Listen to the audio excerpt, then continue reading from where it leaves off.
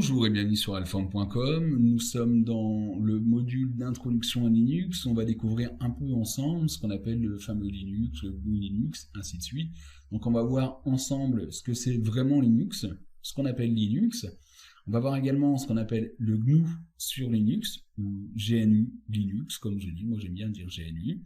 Et on va terminer, afin de comprendre, ce qu'on appelle également une distribution.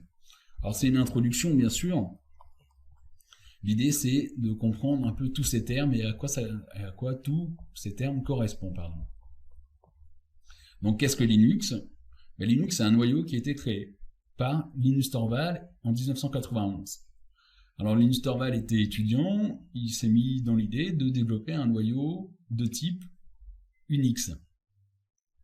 Alors, pour information, un noyau, ça va, pour faire simple, ça va nous servir à exploiter le matériel de notre machine. Alors, pas simplement ça, parce qu'on peut ajouter, et en l'occurrence c'est le cas pour le noyau Linux, plein de fonctionnalités, comme par exemple la gestion des systèmes de fichiers réseau, la gestion des systèmes de fichiers également.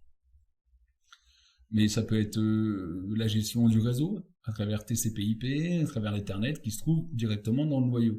Mais également par exemple le firewall, mais donc, en gros, le noyau, il va gérer le matériel de la machine, plus un certain nombre de fonctionnalités. Alors ce noyau, comme je vous disais, il est de type système d'exploitation Unix. Alors des Unix à l'époque, il y en avait pas mal déjà. Il y avait par exemple IBM qui avait développé son AX, il y avait HPUX également, il y avait Sun Solaris, si je ne dis pas de bêtises, ou du moins Sun avait développé son Unix. On trouvait donc plein d'Unix différents, et ces Unix, c'est des propriétaires. Là, l'idée du noyau Linux, c'est de le mettre à disponibilité sur le réseau avec une licence libre. Et on va voir un peu quel type de licence un tout petit peu plus tard. Linus a décidé de distribuer son noyau, ou de le publier. Alors comme le noyau il est publié sur les réseaux, il y a pas mal de personnes qui se sont intéressées à ce noyau, et qui ont commencé donc à créer ce qu'on appelle une communauté. Et cette communauté, donc, c'est ce qu'on appelle la communauté Linux. Et c'est des développeurs, des centaines ou des milliers de personnes qui sont bénévoles et qui développent, qui continuent aujourd'hui également de développer le noyau Linux.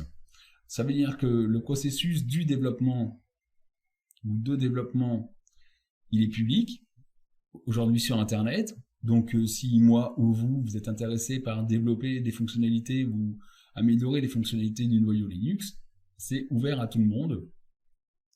Parce que bien sûr, on a les sources et on fait ce qu'on veut avec.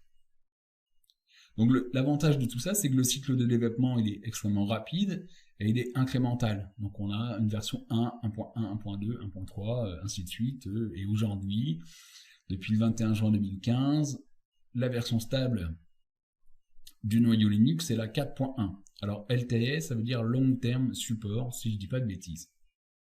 Donc voilà ce que c'est Linux. Linux, c'est un noyau, c'est tout. Ce n'est pas un système d'exploitation, à proprement parler, comme on parle de Windows par exemple. C'est juste un noyau, qui est développé par des centaines ou des milliers de personnes dans le monde, et qu'on appelle la communauté. Donc voilà ce que c'est Linux.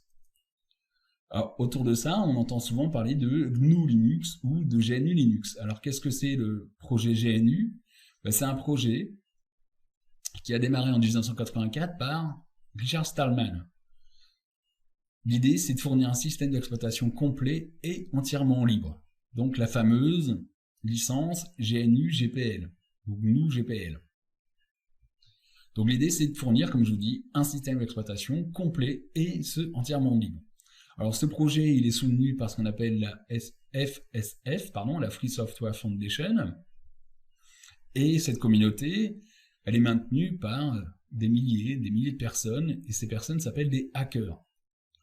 Alors des hackers, c'est pas ce qu'on voit sur Internet lorsqu'on lit par exemple les news et qui nous disent ouais, voilà, il y a des hackers qui ont attaqué tel ou tel site. En fait, ils se trompent, ils appellent ça des hackers, alors que ce sont des trackers, tout simplement. Les hackers, ce sont des développeurs passionnés par leur travail.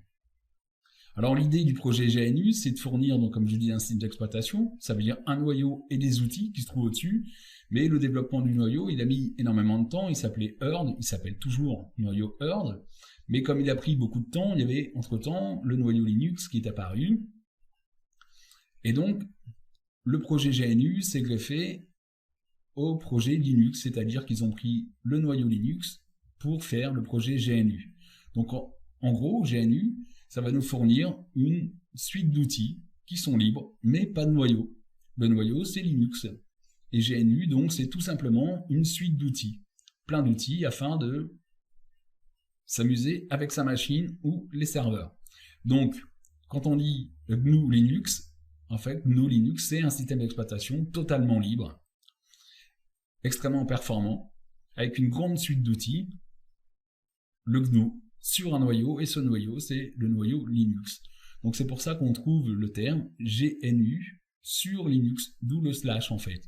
Donc c'est un noyau Linux avec des outils GNU. On entend aussi également parler de ce qu'on appelle une distribution. Alors qu'est-ce qu'une distribution? Si on prend le Wikipédia, il nous dit une distribution Linux, appelée aussi distribution GNU Linux, pour faire référence donc au logiciel du projet GNU, c'est un ensemble cohérent de logiciels. Donc la plupart, c'est des logiciels libres, la plupart, parce qu'il y a certains logiciels qui ne sont pas libres. Donc c'est là qu'on en vient à des distributions de type, par exemple, Debian, Ubuntu, Fedora, pourquoi pas, Red Hat, SUSE, donc tout un pléthore de distributions, et qui vont dire, certaines, comme Debian par exemple, n'utilisent que des produits logiciels libres. Ubuntu, on va se retrouver par exemple dedans avec des produits qui ne sont pas forcément libres. Et également, ça va être également le cas pour Red Hat et SUSE. Donc une distribution, c'est quoi? C'est un ensemble qui rassemble les composants d'un système dans un ensemble cohérent et stable. L'idée, c'est d'avoir des outils afin de l'installer, d'utiliser et de maintenir son système simplement, ou on va dire facilement.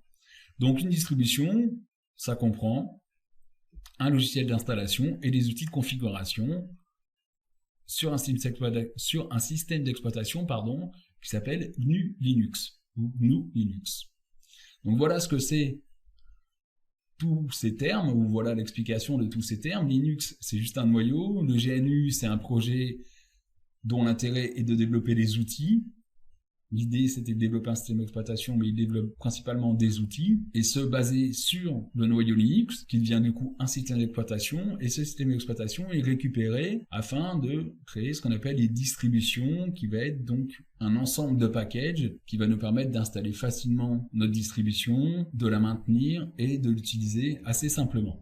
Donc voilà pour une histoire de compréhension de tous ces termes. Je vous dis donc à très bientôt sur alphong.com.